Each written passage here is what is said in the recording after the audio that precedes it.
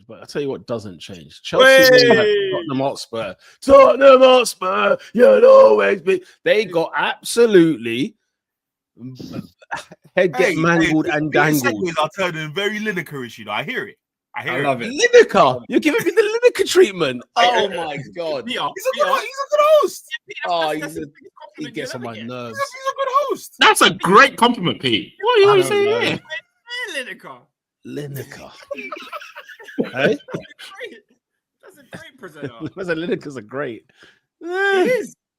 Oscar, Chelsea beat Tottenham Hotspur at the Tottenham Hotspur Stadium 1-0. Can I give you a stat? Give it to us, please. Give you stat? Give it to us. Because Peter said some things never change, and Tottenham Hotspur is one of them. Chelsea Football Club have won more games at the Tottenham Hotspur Stadium than Spurs have won at Stamford Bridge since 1985. Oh my word! Damn, we've won man. Tottenham Hotspur Stadium 6 times. Did they just Bro, the ground is only 6 years old. So have you never lost it? Was it 2019? Was it? Oh my god! We lost twice. So our first game there, we lost in the League Cup. We got knocked out under Lampard, and then we lost under Graham Potter. And then every other game we've won. Wow. Correct me if I'm wrong. I heard a stat that bamboozled me. Was it? Apparently, I don't know if I heard correctly. I clearly didn't. I heard Spurs have won like 3 times at home against Chelsea in the last 38 years. At home? It was something that preposterous. I should have Googled it at the time. I think that's the way. I think that's at Stamford Bridge. That can't be at the Spurs Stadium. We've lost a few times there. We lost there under Sarri. We lost there. Yeah, we lost there a couple times. League. Yeah, league. More than 3. Oscar, I'm struggling, man. I'm struggling. Bro. All I remember is that Ericsson goal when you lost 3-1 at home. And then you said that there was one earlier this season, but was that in the league? You said Potter. Was it Potter in the league? Under Potter. Is he talking about Tottenham Stadium or Chelsea Stadium? At Tottenham Stadium. Oh. I thought you was at Chelsea Stadium. It might have been Chelsea Stadium. No, as in I thought it was Chelsea Stadium where the stat came from. I guess the stat would mean Tottenham's home ground. If the stat is 3 wins, then it's probably Stamford Bridge because they do not win at Stamford Bridge. They've won like 4 times. Won like 3 times at Stamford Bridge. I think that's where my 1985 stat came from as well. These man, they make it easy. I think last week, obviously we just come off a nasty L to Sunderland. And Peter was asking me about the Spurs game. I said, look, we slap these guys every year. Every year we slap them. Every year.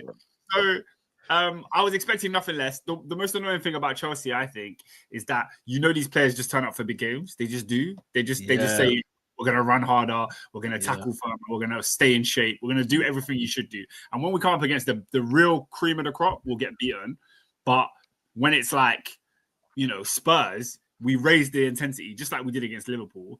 And we come out with the W. But like, in all honesty, it was one of the worst performances from a Spurs side I've seen in years. They had 0.01 XG. Like, that is absolutely disgusting. It's horrendous at home. I can't even, as much as I would love to come here and say, yo, Chelsea, we're amazing, we're back, we're this great team. We weren't really. A little bit of intensity, and they folded. All it took was Caicedo running around in midfield, pressing them a few times, and they're misplacing passes. They're making mistakes in the back line. It was a bit of a disgrace from them. I can't lie. If I was a Spurs fan, I'd be very, very annoyed with the performance that team put in. But it's a weird one because they have not performed well at home at all. They're more potent away from home. They've got the best away record in the league at the moment in terms of points. Makes So that's interesting. I guess what? Do they just can't handle the pressure at home? Is that what it is? But you know what? They really playing style. I mean, I think it is playing style, but they really got nothing. They've got nothing in midfield. That's the big thing. Yeah. And I was very worried for this game, but then when I saw the teams line up, I said, "What are you really offering here? What have you really got?" Because what's that midfield trio? Is it Palhinha, Papisar, and what? Bergvall, Bentancur? Bentancur. And Bergvall's not an attacking midfielder. I mean, it's dross blood. Like Carragher, I don't know if you I mean, it's that bad in the context of like Maybe I overrate Spurs. top of the tree. Do you know what I mean? When you're talking about the Mm. top part of the table, because I assume Tottenham bring in Thomas Frank to get top 4, right? So Right. if that's the conversation, is this team 11/squad? You think so, Pete? Ernest, they do not sack a man that got them in the Champions League because of the league position alone.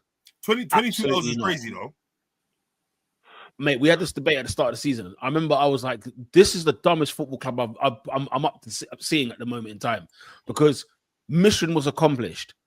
Tottenham's managerial sackings or managerial appointments are always on the basis of top 4 qualification. Always have been. Then they went for Thomas Frank, for goodness sake, out of Brentford to get them in the top 4. Mate, they've had a stinker. They've had a stinker. Would you go that far? I think that's harsh. That's strong. Harsh on who? Frank and Tottenham. But you're being very kind. Are you being very kind to Ange, by the way? But I think if we're all agreeing that it's top 4, then Peter's right. But I don't think it was top 4. What do you think they hired him for then? I don't think you can possibly think that Thomas Frank comes to Tottenham, and because the team was good in better in Ange's first season, he automatically has to take them to top 4. I don't think that's realistic from Tottenham. Ernest, go back to the top 4 podcast episode 1 this season. I remember what you said. Because on the panel it was. Mm-hmm.